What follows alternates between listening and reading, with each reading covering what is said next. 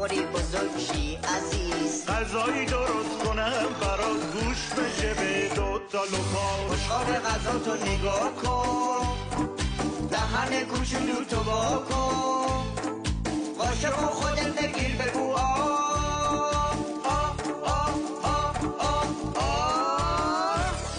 نوش جونه